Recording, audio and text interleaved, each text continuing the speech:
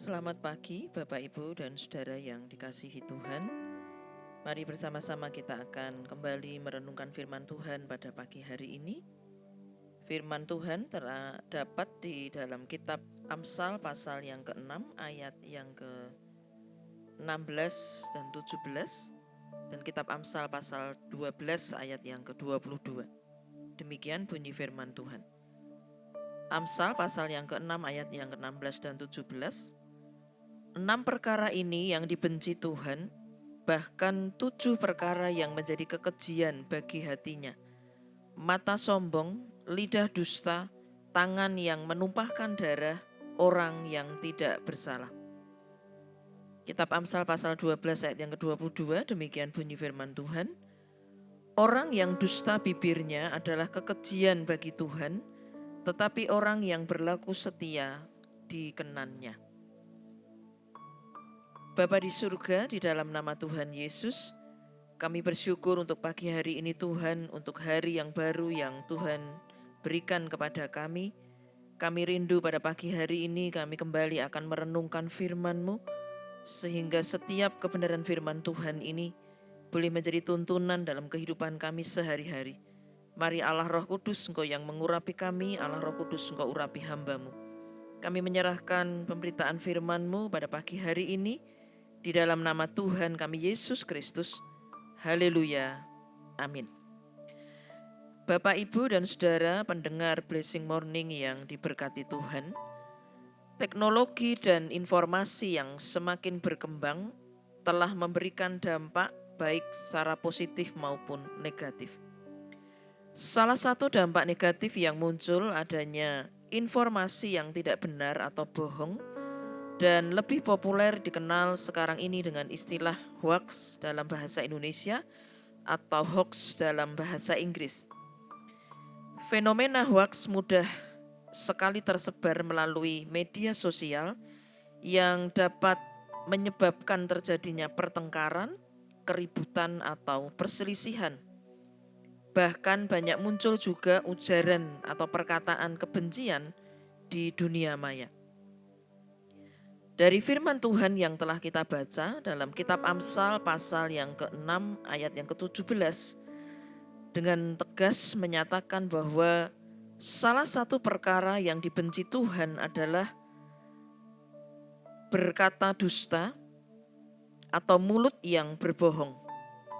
Dan Amsal pasal 6 ayat yang ke-19 dikatakan perkara yang menjadi kekejian bagi hati Tuhan adalah seorang saksi dusta yang menyembur-nyemburkan kebohongan dan yang menimbulkan pertengkaran saudara. Dalam kehidupan kita sehari-hari, tentu kita tidak senang apabila orang yang kita kasihi berdusta atau berbohong. Terlebih lagi dengan Tuhan yang adalah kebenaran. Di dalam Injil Yohanes pasal 14 ayat yang ke-6 dikatakan, Akulah jalan dan kebenaran dan hidup. Tuhan adalah benar dan kudus. Tidak ada tempat dusta bagi Tuhan dan kerajaannya. Di dalam Injil Yohanes pasal yang ke-8 ayat yang ke-44 dikatakan, Iblislah yang disebut bapa segala dusta. Iblislah yang menjadi bapamu, dan kamu ingin melakukan keinginan-keinginan bapamu. Ia adalah pembunuh manusia sejak semula dan tidak hidup dalam kebenaran. Sebab di dalam dia tidak ada kebenaran. Apabila ia berkata dusta, ia berkata atas kehendaknya sendiri, sebab ia adalah pendusta dan bapa segala dusta. Dusta membuat mulut tidak kudus. Seringkali orang tergoda untuk berdusta dengan alasan-alasan yang bertujuan untuk membenarkan diri sendiri. Apabila hal ini terus-menerus dilakukan, maka itu akan menunjukkan betapa besar kuasa iblis atas mereka. Identitas mereka adalah para pengikut iblis.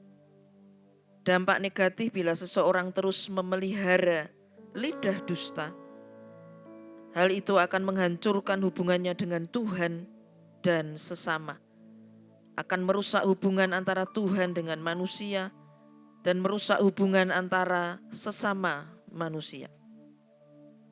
Bahkan lidah dusta dapat menghancurkan masa depannya.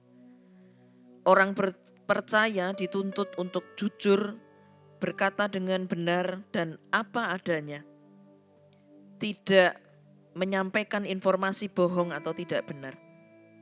Meskipun ada harga yang harus dibayar, ada risiko atau pengorbanan. Biarlah dengan mulut yang diciptakan Tuhan untuk tujuan yang mulia, kita dapat memuji dan menyembah Tuhan, mengatakan kebenaran dan berkata jujur. Di dalam kitab Amsal pasal 12 ayat yang ke-22 dikatakan, Tuhan benci kepada dusta. Orang yang dusta bibirnya adalah kekejian bagi Tuhan. Tetapi ia senang dengan orang yang berkata jujur. Biarlah kita menjadi orang yang menyenangkan Tuhan dengan mengatakan kebenaran yang sesuai dengan firman Tuhan. Dunia yang sudah rusak oleh dosa membutuhkan orang-orang yang berkata jujur dan benar. Amin. Mari kita bersama-sama berdoa.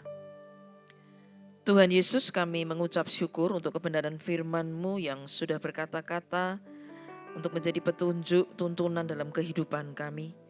Engkau terus mengajari kami Tuhan, agar kami berkata-kata dengan benar dan jujur, karena itulah yang menjadi kehendak-Mu di dalam kehidupan kami. Kami menyerahkan seluruh kegiatan kami di sepanjang hari ini. Biarlah kami terapkan firman Tuhan ini Tuhan, di dalam keluarga, di dalam kehidupan kami sehari-hari, di dalam kami berkomunikasi dengan orang lain, sehingga orang lain boleh melihat di dalam kehidupan kami ada kebenaran, karena firman-Mu Tuhan adalah kebenaran. Terima kasih Tuhan, kami menyerahkan doa dan ucapan syukur kami di dalam nama Tuhan kami Yesus Kristus. Terimalah berkat Tuhan. Tuhan memberkati engkau dan melindungi engkau. Tuhan menyinari engkau dengan wajah-Nya dan memberikan engkau kasih karunia. Tuhan menghadapkan wajah-Nya kepadamu dan memberikan engkau damai sejahtera. Diberkatilah kita semua dengan berkat damai sejahtera, kekuatan yang berasal dari Allah Bapa, Allah Putra, Allah Roh Kudus, di dalam nama Tuhan Yesus Kristus yang senantiasa menyertai kita dari sekarang sampai selama-lamanya. Amin. Selamat beraktivitas, Tuhan Yesus memberkati.